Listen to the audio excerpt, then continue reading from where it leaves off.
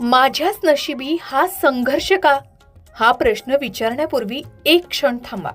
कल्पना करा की तुमचा जन्म होण्यापूर्वी तुम्ही एका अशा ठिकाणी होतात जिथे तुमचा आत्मा अगदी स्वतंत्र होता. तिथे तुम्हीच ठरवलं की यावेळी मला पृथ्वीवर जाऊन हे धडे शिकायचे आहेत. हे ऐकायला थोडं अजब वाटेल ना, पण त्यामागची कारणं खूप सखोल आहेत. आपल्या सगळ्यांच्या मनात कधी ना कधी हा विचार येतोच की देवाने मला याच घरात का पाठवलं, किंवा मी एखाद्या श्रीमंताच्या पोटी का नाही जन्माला आलो. आपण अनेकदा आपल्या परिस्थितीला किंवा नशिबाला दोष देतो, पण अध्यात्म आणि सोल सायन्स एक खूप वेगळी आणि मनाला उत्तर देणारी गोष्ट सांगतं. आता श्रीमंत घर का नाही? तर एखाद्याला गणितात हुशार व्हायचं असेल तर तो सोपी उदाहरणं सोडून प्रगती करू शकत नाही. त्याला अवघड गणितच सोडवावी लागते. तसंच तुमच्या आत्म्याला जर जिद्द, कष्ट आणि स्वावलंबन हे गुण शिकायचे असतील तर तो श्रीमंत घराऐवजी अशा घराची निवड करतो जिथे त्याला प्रत्येक गोष्टीसाठी मेहनत करावी लागेल. श्रीमंतीत कदाचित सुखसोयी मिळतील, पण शून्यातून विश्व निर्माण करण्याचा आनंद मिळणारच नाही. तुमचा आत्मा ही ट्रेकिंगची संधी निवडतो, रिसॉर्टमध्ये राहण्याची नाही. आता गरज विरुद्ध आवड.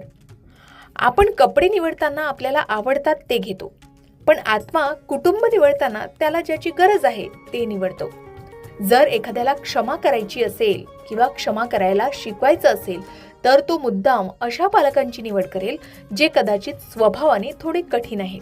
कारण जेव्हा समोरून त्रास होतो तेव्हाच तर क्षमा करण्याचा गुण विकसित होतो. म्हणजेच तुमची आजची परिस्थिती ही तुम्हाला त्रास देण्यासाठी नाही तर तुम्हाला घडवण्यासाठी आहे. आता तिसरी महत्वाची गोष्ट म्हणजे असं म्हणतात की आपण त्याच लोकांशी जोडले जातो ज्यांच्याशी आपले काहीतरी देणं घेणं बाकी आहे. ज्या व्यक्तीने मागच्या जन्मात आपल्याला मदत केली, कदाचित या जन्मात आपण तिची सेवा करण्यासाठी तिच्या पोटी जन्माला येतो. ही नाती म्हणजे एकमेकांना पूर्ण करण्याची एक संधी असते. चौथी गोष्ट, तुमच्या आत्म्याचा सिलेबस.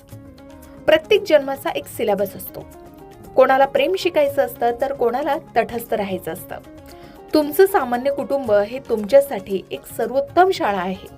इथे मिळणारा प्रत्येक अनुभव, मग तो पैशाची चणचण असो किंवा नात्यातील ओढाताण, हा तुमच्या आत्म्याला अधिक प्रगल्भ आणि अनुभवी बनवण्यासाठी डिझाईन केलेला असतो. आता यातून शिकायचं काय? तर जेव्हा आपण हे स्वीकारतो की हे कुटुंब मीच निवडलंय, तेव्हा आपल्या मनातील तक्रार संपते आणि आपण परिस्थितीशी लढायला तयार होतो.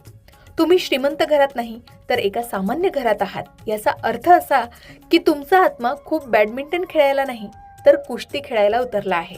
आणि कुस्ती